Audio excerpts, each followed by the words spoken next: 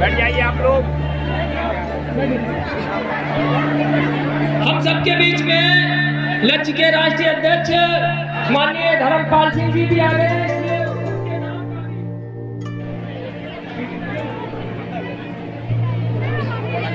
हम सबके बीच में श्री आदरणीय धर्मपाल सिंह जी राष्ट्रीय अध्यक्ष लक्ष्य, श्री सुशील राजपूत जी प्रदेश अध्यक्ष लक्ष्य,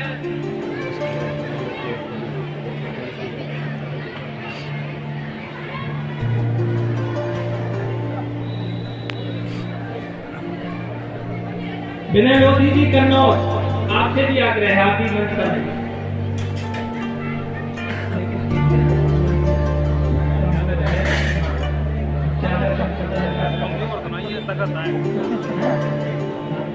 नहीं ऐसा है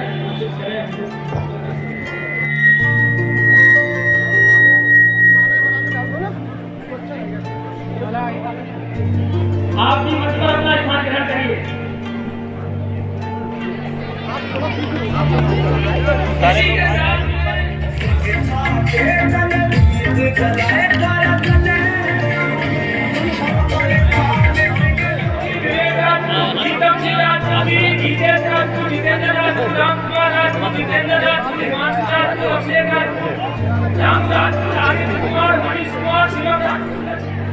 केवल 2 मिनट और मेरा मुख्य कार्य सर से मेरी विनती है कि मेरे साथ 2 बच्चे भी आए हैं और उनके लिए 1 मिनट लगा, केवल 3 मिनट दे दें।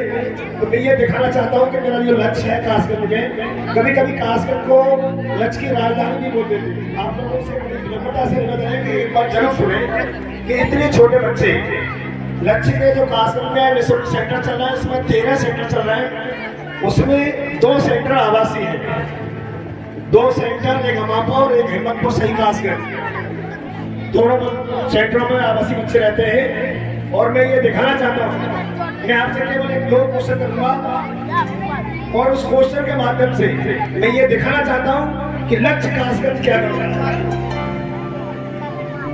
अगर आप लोगों को उसका आंसर आ रहा हो तो प्लीज जितने भी बच्चे जहाँ हैं, बच्चे बच्चियां हाथ खड़ा कर देंगे और जो बच्चा उसका आंसर सही दे देगा उसको सर के द्वारा मैं आपको सम्मान कराऊंगा माला से। तो पहला क्वेश्चन है, और जो 2 बच्चे मेरे साथ में हैं, एक बच्चे को मेरे बोलने के बाद यहाँ के जो टीचर हो और भी गार्जियंस हो, अगर इंटर लेवल तक का मैथ और रीजनिंग और हिंदी और जीके इनको मंच के पीछे कहीं भी ले जाके कहीं से कुछ नहीं पूछ सकते हैं आप। घनकुल, वर्गमूल, एलसीएम, साधारण ब्याज, लाभ, हानि, घटा कुछ ही पूछ सकते हैं। तो मेरा पहला क्वेश्चन है कि ये जो इंटर कॉलेज है, इसका फील्ड, इसकी लंबाई है 150 मीटर, इसकी लंबाई है 150 मीटर और चौड़ाई है 100 मीटर। बच्चे क्वेश्चन सुनते रहे। ये जो भीड़ है इसकी लंबाई है 150 मीटर और चौड़ाई है 100 मीटर। इसमें हमें 1x2 की टाइल ईंट बिछानी है। तो बताइए कितनी ईंटें बिछेगी और कितना खर्चा आएगा। यदि एक ईंट का खर्चा आ रहा है आपका 2 रुपए, तो कितना खर्चा आएगा 1 मिनट में उसका आंसर देंगे हम लोग। 1 मिनट में 150 लंबाई है और चौड़ाई है उसकी 100 मीटर। उसमें कितनी टाइल ईंट बिछेगी उसका नाप है 1x2। 1x2 कोई बच्चा बता सकता है कितनी ईंटें और कितना खर्चा? कोई भी बच्चा बताए जल्दी से, सर के द्वारा मैं सफल कराऊंगा। कोई बच्चा बताए, हाथ खड़ा करते हैं अपना। कोई भी बच्चा बताइए। ये 2 बच्चे आए, इनमें कोई बता सकता है क्या? खड़े हो जाइए, बताइए कितनी ईंटें बिछेंगी? 7500। कितना खर्चा आएगा? 15,000। एक बार तालियां बजाने के लिए। दूसरा प्रश्न, -50 में क्या जोड़े कि 100 हो जाए? -50 में क्या जोड़ा जाए कि आंसर 100 हो जाए? जल्दी से 1 मिनट का आंसर। बच्चे के लिए केवल इंटर लेवल के लिए, बड़े बच्चे नहीं बताएंगे। -50 में क्या जोड़े बेटा? बहुत अच्छे, इस बच्चे के लिए तालियां बजा दें। बहुत अच्छे। अब मैं ये कहना चाहूंगा कि इन बच्चों से, ये दोनों बच्चे हैं शिवम राजपूत और धीरज राजपूत, ये काशी के लक्ष्य के नवोदय कोचिंग सेंटर है, उसमें दोनों बच्चे कक्षा 5 में तैयारी कर रहे हैं। आप चाहें तो इनके लिए कुछ भी कहीं से पूछ सकते हैं। और मैं सर से विनती करूंगा, एक बच्ची और एक बच्चे को, दोनों को जल्दी से आ जाए, जल्दी से आ जाए। आप भी आ जाए सर, प्लीज इनका मनोबल बनाने के लिए। चलो चलो जल्दी से आ जाए। इस तरह से आप लोग चाहें तो कहीं से भी कैसे भी क्वेश्चन इनसे पूछें, आपको ये विश्वास हो जाएगा कि लक्ष्य वास्तव में क्या करना है। बस यही शब्दों के साथ मैं अपनी बारी को बता देता हूँ, तो कुछ समय में बताऊंगा। धन्यवाद। इधर देखो बेटा।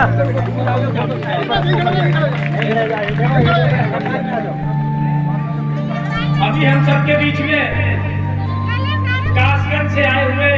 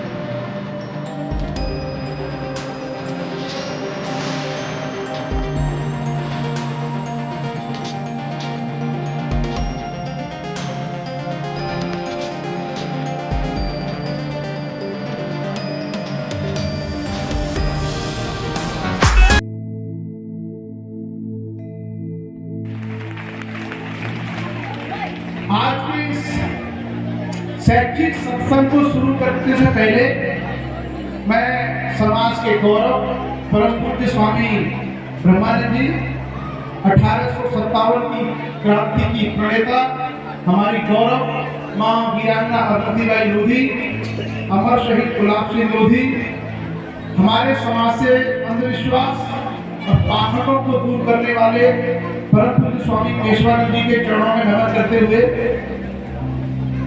एक ऐतिहासिक तथ्य और जानकारी मैं आपको दूंगा और उसके बाद फतेहगढ़ में सन 1929 कितनी पुरानी बात बता रहा हूं मैं, लगभग 100 साल पहले फतेहगढ़ में 1929 में, और जो बुजुर्ग बैठे हैं शायद उन्होंने पढ़ा होगा, नहीं पढ़ा होगा तो आज चेक कर लेना जाकर। 1929 में हमारे समाज की पहली सभा, पहला संगठन बना था पूरे भारत का, अखिल भारतीय लोधी क्षत्रिय राजपूत महासभा फतेहगढ़ 1929। तो ये फर्रुखाबाद वो भूमि है जहां से पूरे भारत को संदेश मिला था। और ऐसा क्या हुआ कि आजादी के 75 सालों में हम एक IAS, IPS, IRS देना तो दूर की बात, एक BCS अफसर देना, यानी हमारे समाज की जो मूल सोच है उसमें कहीं ना कहीं कमी रह गई, कहीं ना कहीं हम उस रास्ते पर नहीं चले तो समाज की उन्नति और तरक्की का मार्ग है।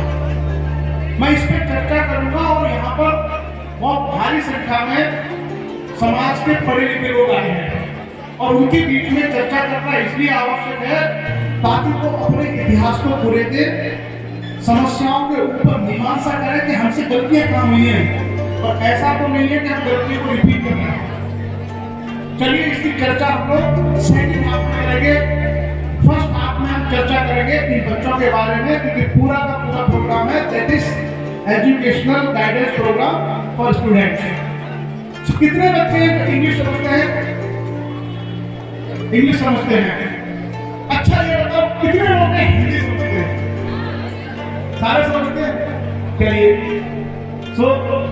मैं कोशिश करूंगा कि हिंदी में बात करूं, लेकिन अगर कुछ बीच में इंग्लिश का निकलेगा तो मैं उसका एक्सप्लेनेशन भी दूंगा कि ये इसका मतलब ये है। मैं आप लोगों से, बच्चों से एक सवाल पूछता हूं।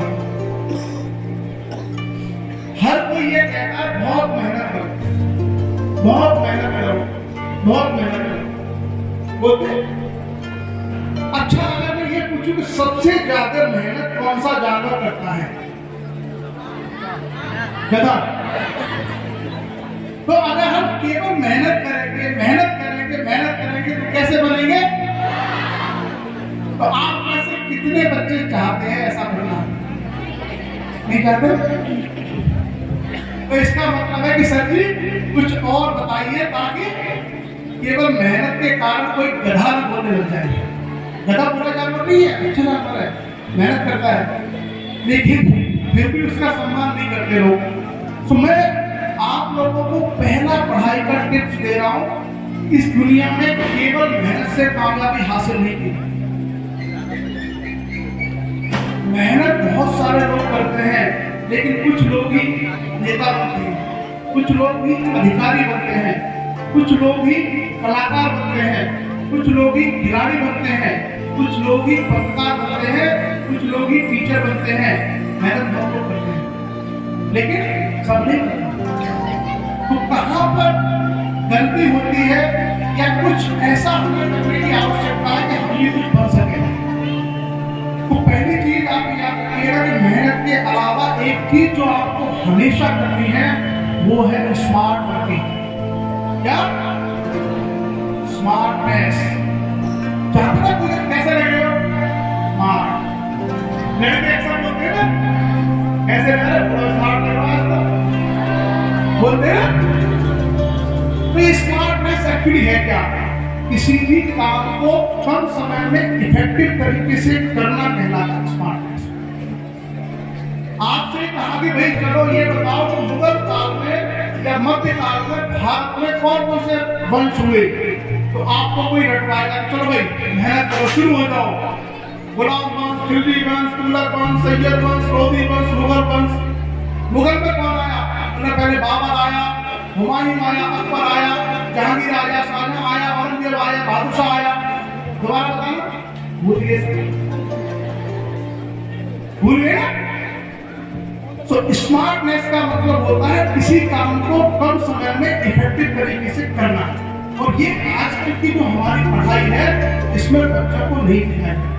मैं आपको आईएएस लेवल का या जो टॉप मैनेजमेंट लेवल का स्किल होता है वो बता रहा हूँ ताकि आपको पढ़ने में सुविधा हो। तो सबसे पहले आप स्मार्ट बनिए। कैसे स्मार्ट बनोगे? कोई बड़ा चैप्टर या बड़ा सब्जेक्ट है, उसके छोटे छोटे पार्ट्स या कोडिंग करिए और उसको कोड्स में याद करिए। क्या बना करके? कोड बनाइए। मैं अक्सर हिस्ट्री का एग्जांपल देके बच्चों को समझाता हूँ। जैसे मैंने कहा कि मध्यकाल में भारत में कौन कौन से वंशों ने राज्य किया, ये आईएएस और पीसीएस में सवाल आते हैं। तो मैंने कहा गुलाम वंश था, खिलजी वंश था, तुगलक वंश था, सैयद वंश था, लोधी वंश था, मुगल वंश था। अब आपको ये याद नहीं बना। स्मार्टनेस कहती है कि ऐसा कोई फॉर्मूला खोजो कि वो फॉर्मूला याद कर लो, इसका आंसर अपने याद रहेगा। तो इसका फॉर्मूला हमने बनाया, आप चेंज भी कर सकते हो। हमने बनाया गुड़ था तसले में, गुड़ था तसले में। गुड़ जानते हो? सर्दियों का समय है, सब लोग खाते हैं। गुड़ था तसला जानते हो? जिसमें भैंस को पानी पिलाते हैं। गुड़ था तसले में। गु मतलब गुलाम वंश, था मतलब खिलजी वंश, तसला ता मतलब तुगलक वंश, सा तसला सा मतलब सैयद वंश, तसला ला मतलब लोधी वंश, तसले में मा मतलब मुगल। गुड़ था तसले में। अब कभी सवाल पूछना, हमें ये पता रहेगा कि पहले कौन आया था। It is called smart. ठीक, अगर आप मेहनत करोगे तो हो सकता है कि बाबर के बाद हुमायूं आ जाए, हुमायूं के बाद फिर से औरंगजेब आ जाए और फिर से आ जाए। हो सकता है। पहले कहते थे ना, अगर रट के पढ़ोगे तो रटने वाली चीजें कभी भी खतरनाक हो सकती है। तो सबसे पहली चीज आप पढ़ाई में डालिए कि जो कोई subject history, politics, science, math कुछ भी पढ़ते हैं, यू मस्ट बी स्मार्ट। और आजकल इंटरनेट पे आपको नई नई ट्रिक्स सिखाई जाती है और आप खुद से डेवलप कर सकते हो, खुद से भी ये सब चीजें सीख सकते हो। तो ये तो आपका पढ़ने का जो नॉर्मल तरीका है, इसको इसमें शामिल कर लीजिए कि आज से जो पढ़ाई करके देखो। जैसे अगर कोई आपसे कहे कि 100 नंबर का सवाल है, कितना? 100 नंबर का सवाल है और आपको लिखना है भारत में सभी नदियों का विवरण लिखिए। ठीक, क्वेश्चन है कि भारत की सभी नदियों का विवरण लिखिए। तो आपने पहले तो हो गया नदियां 3-4 याद है मुझे, तो फिर लिखना शुरू करोगे गंगा यहाँ से यहाँ जाती है, इतने किलोमीटर लंबी है, फिर यमुना, फिर चंबल, केन, बेतवा, नर्मदा, गोदावरी, ताप्ती, ऐसे लिखोगे। लिखते लिखते क्या होगा, पूरा दिन हो जाएगा और आपकी नदियां खत्म नहीं होगी। स्मार्टनेस क्या कहती है? भारत का मैप बनाओ, इंडिया का मैप बनाओ और उस मैप में लाइन ड्रॉ कर दो। 5, 6, 7, 8 नदियां जो आपको आती हैं। गंगा का ये है रूट, यमुना ऐसे जाती है, नर्मदा ऐसे जाती है, गोदावरी ऐसे जाती है, ताप्ती ऐसे जाती है। और उनके बारे में एक टेबल बना लो। इसकी लंबाई इतनी है, ये यहाँ से निकलती है यहाँ पहुँचती है, इसकी लंबाई इतनी है, यहाँ से निकलती है यहाँ पहुँचती है। जो बात आप 20 पेज में नहीं कह पाओगे, उस बात को आपने कितने पेज में कह दिया? और उसी 100 नंबर में जहाँ आपको 20 पेज लिखने पर 20 नंबर मिलते, हो सकता है ये एक पेज लिखने पर आपको 100 में से 80 नंबर मिलते। It is called smart. ठीक, तो अपनी पढ़ाई में टेबलिंग करना, मैप बनाना, कोडिंग करना, ये हाईलाइट करना चीजों को अंडरलाइन करना, ये सब आपको एक स्मार्ट स्टूडेंट बनाते हैं। और ऐसे ही बच्चे कॉम्पिटिशन एग्जाम पास करते हैं। और देखो, पढ़ाई क्यों करते हैं? पढ़ने का मकसद क्या है? जीवन में कुछ बनना। और कोई अगर आपको ये कहता है कि पढ़ने का मकसद कुछ बनना नहीं है, तो आपको नहीं कुछ बना। अगर हमें कुछ बनना ही नहीं है तो पढ़ाई करेंगे। पढ़ने के पीछे मकसद है कुछ ना कुछ बनना। हो सकता है आईएएस बनना हो सकता है बेहतर इंसान बनना हो, लेकिन पढ़ने का मकसद है। शिक्षा ग्रहण करने का मकसद है जीवन में कुछ न कुछ बनना। सबसे बड़ी समस्या होती है बच्चों की कि उनको ये नहीं पता होता कि हमको बनना क्या है। एक ना यहाँ पर सर बोल रहे थे, उन्होंने कहा कि बच्चों को ऐसे पढ़ाते गाँव में, अभी बिटिया कौन सी क्लास में हो? 10वीं। आगे क्या करोगी? 12वीं।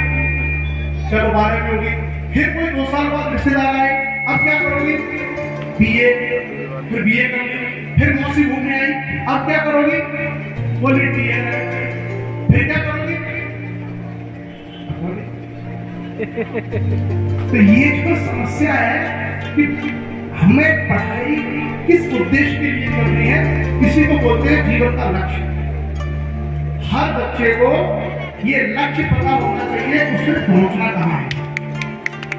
और आमतौर पर आप सभी लोग अच्छे बच्चे हैं, मतलब समझदार बच्चे हो। आपको बता रहा हूं मैं, जब आप 9वीं या 10वीं क्लास में पढ़ते हैं, तब आपको ये पता चल जाना चाहिए कि हमें क्या करना है। कौन सी क्लास में? 9वीं या 10वीं क्लास में ये मालूम पड़ जाना चाहिए कि हमें बनना क्या है।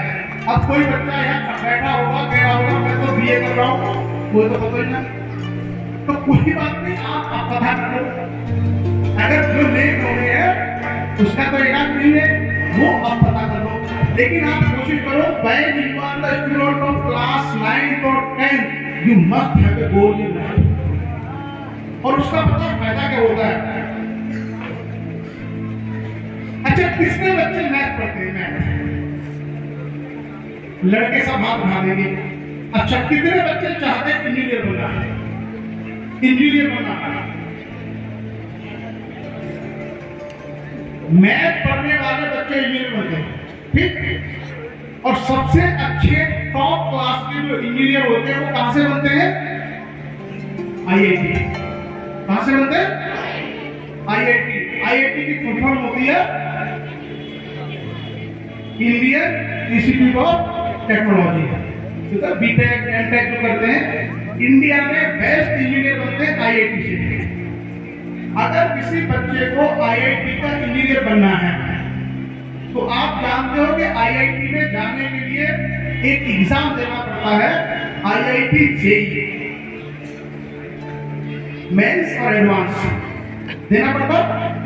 और वो एग्जाम आप देते हैं जब आप 12th क्लास के पेपर दे रहे होते हैं उस साल या उसके 1 साल बाद। तो लाइफ में कितने बार दे सकते हो? केवल 2 बार। जब आप 12th क्लास के स्टूडेंट हैं तब, या आप उसके 1 साल बाद। अब किसी बच्चे ने 12th कर लिया और बीएससी में एडमिशन ले लिया मैथ के साथ, और उसको बीएससी 2 साल हो गई। अब वो चाहता है कि मैं आईआईटी का इंजीनियर बनूं, बीटेक करूं, क्या वो कर सकता है? उसको आईआईटी के एंट्रेंस में बैठने नहीं दिया जाएगा। उसके पास तब मौका था जब वो 12वीं क्लास का स्टूडेंट है।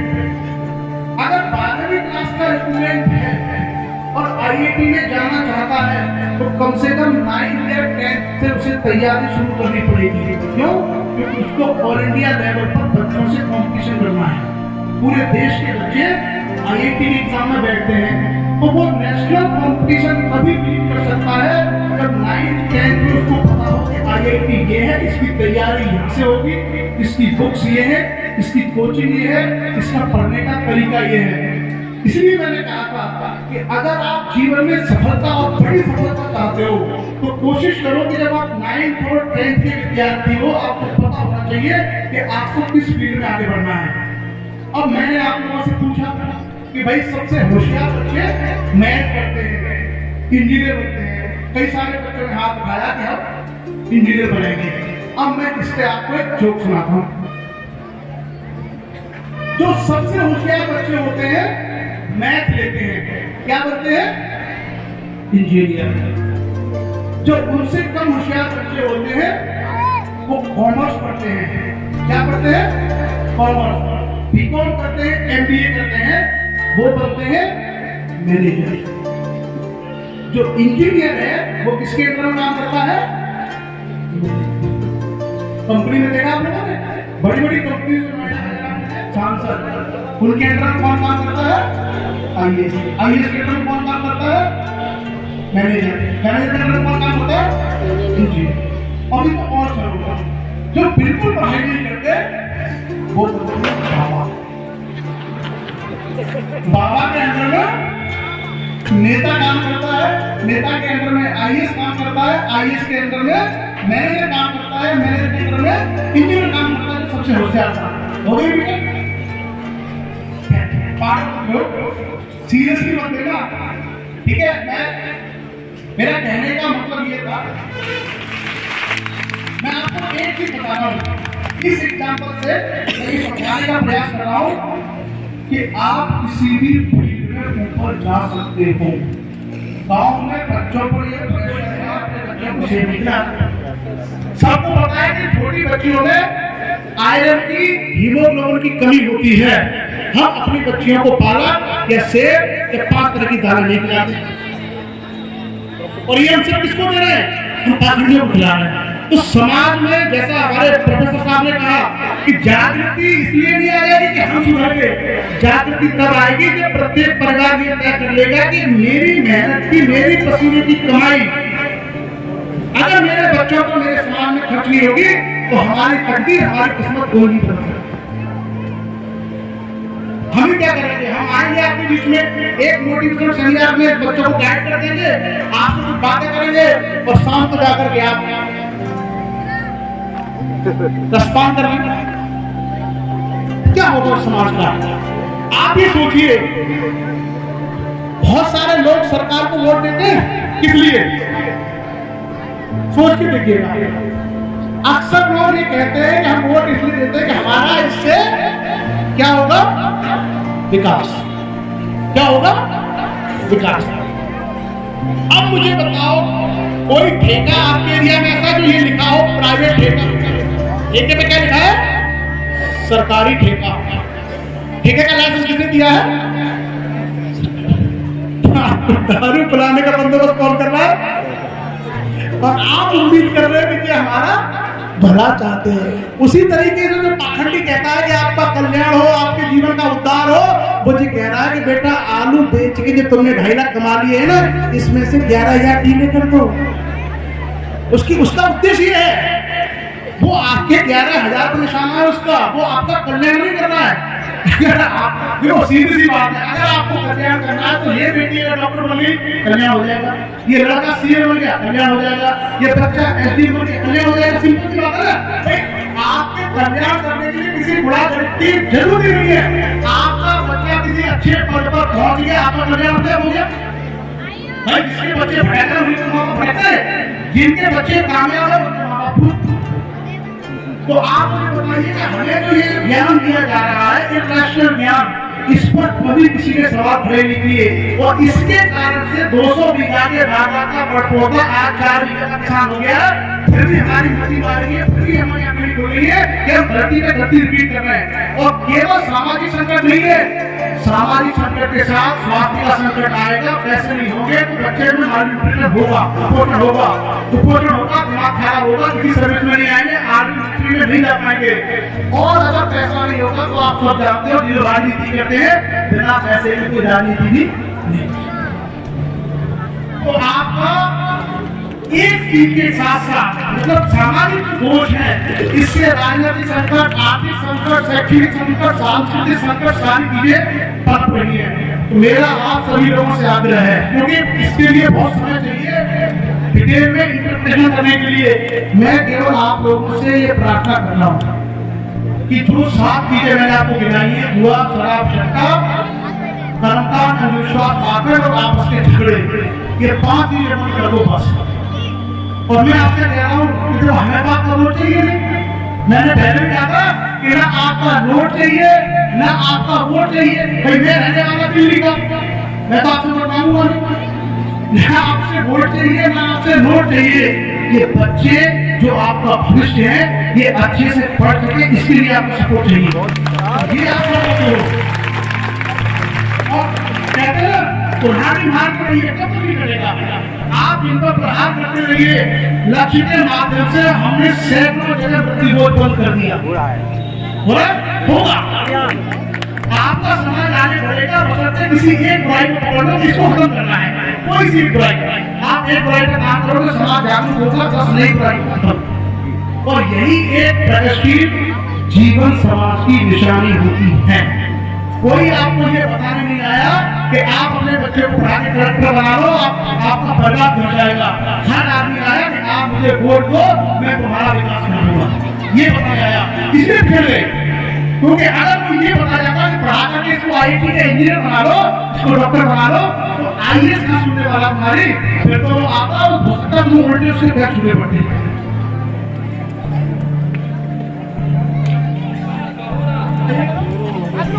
खुशबू, डॉक्टर ऑफ सिंह, कृपाल सिंह, महेंद्र सिंह, मीनू, सचिन कुमार, सुहानी, पीयूष, अनामिकास, सना, आयुष, हिमांशु, अचित, राधा, छोटू, शिष्या, विक्रम, अर्पित, मोनू, शिवानी, अंश, देवांश, विनीत, न्याल, इन बच्चों को और आप लोग ताली बजाते जाइए, आप लोग ताली बजाइए। सभी बच्चे सम्मानित हो रहे हैं। आप लोग भी मेहनत करिए, आगे बढ़िए, मेहनत से पढ़ाई करिए। आप लोगों को भी आगे इसी तरीके से पुरस्कार मिलेंगे। 15 अगस्त 26 जनवरी के कार्यक्रमों में भाग लीजिए। कोई तैयारी करिए तो आप लोगों को भी इनाम मिलेगा। अभी जनवरी का महीना आ रहा है, 26 जनवरी में तैयारी करिए।